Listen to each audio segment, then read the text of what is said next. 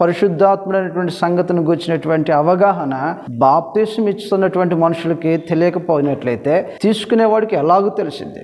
ఇచ్చేవానిలో లోపము, తీసుకుంటున్నటువంటి మనుషుల యొక్క విశ్వాసంలో లోపము. ఈ విశ్వాస లోప సంబంధమైనటువంటి బాప్తీసము అది సరైనది కాదని అపోస్తుల చేత ఖండించబడిన కారణాన, అది సరైనది కాదని వారు హెచ్చరించబడిన కారణాన, ఏదైతే దేవుడు కోరుకుంటున్నటువంటి రూపంలో మనుషులు బాప్తీసం పొందవలసిన వారై ఉన్నారో ఆ బాప్తీసాన్ని పొందటానికి ఆనాడు ప్రజలు ముందుకు వచ్చినట్టుగా ఈ రోజు ఉన్నటువంటి ప్రజలు ముందుకు వచ్చేవారుగా లేరు. కారణం ఏమంటే మేము బాప్తీసం పొందాం. అది సరైనదా ఒకసారి ఆలోచన చేయండి. అంటే ఏదైనా కానీ ఆ బాప్తీసం రైటో రాంగో, అది రక్షించగలదో లేదో, ఒకవేళ అది మాకు ప్రయోజనకరము కాకపోయినను సరే మేము మాత్రం పునరాలోచన చెయ్యము అంటున్నటువంటి ప్రజలు నేడు మనకు అనేక మంది కనిపిస్తూ ఉన్నారు. దాని వలన నష్టపోయేది పునరాలోచన చేయనటువంటి వారు మాత్రమే.